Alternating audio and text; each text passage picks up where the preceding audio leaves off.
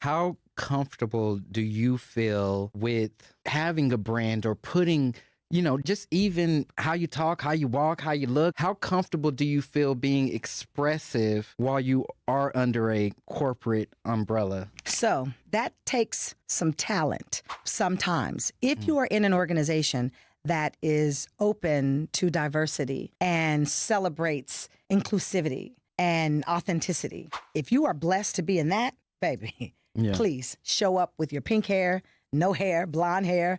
However, do the job, do it well. Where I work, our CEO says often, she says, don't bring all of it. Like bring a little bit today, bring a little bit, don't just walk in with all of you. And we say that jokingly, of course, but really, if you're fortunate enough, great. For those people who don't have that, oh man, I've certainly been there and it's hard. But if you can really, really stay true to who you are. And I mean, when you say expressive, I express myself through how I dress and my hair and my makeup. All of that is like art to me. But whatever that is for that individual, however they choose to show up, as long as it's respectful and it isn't harming anybody else, you have to get to a place where you can do that. And if you're working somewhere where you can't, oh boy, we're in trouble. Yeah. And that's interesting because even in the real estate industry, I mean, I get people asking me all the time, I have tattoos. Do you think I can be a realtor? Or, this and that. And when people see me, and I'm in jeans and a t-shirt, it's kind of like, oh, I didn't know that realtors could do that. And it blows my mind, but I used to think the same way. I'm so glad you said that, because here's the point that I want to bring home.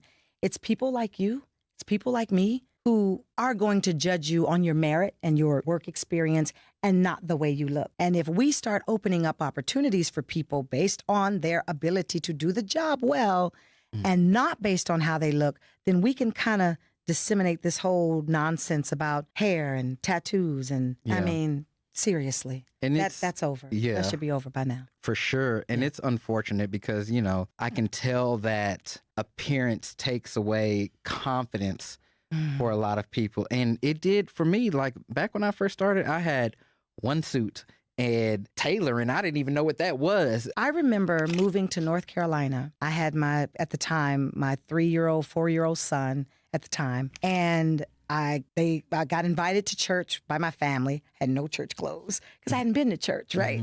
I mean, all my stuff, I was like, I can't wear this to church. And I had a lady who just came in one day and saw me and said, listen, I want to help. I want to bless you with some clothes, because she obviously saw 1 or 2 outfits that I wore, and I will never forget her for that. And I appreciate her for that. But it also, in that moment, birthed something inside of me that said, why I got to be dressed perfectly to come here? And I'm not putting that on that church. I'm just saying that was the mindset though, right? And I don't know, I mean, we can speculate about how that started and where it started, but the reality is, when are people ever good enough? So we can change their clothes and we can change their hair and when is this going to matter? When is this going to matter? And so, no. It's a hard no for me. Yeah. I'm not judging you based on what you got on. And that's bad or good. I'm not thinking you're all that because you walk in here in Louis V either. You know what I mean? Right. I'm not thinking you're intelligent because you drive a Maybach. I mean, I want to talk to you and see how you treat the waiter, how you treat the doorman. Yeah. Because if you're an ass to them, you're an ass to me.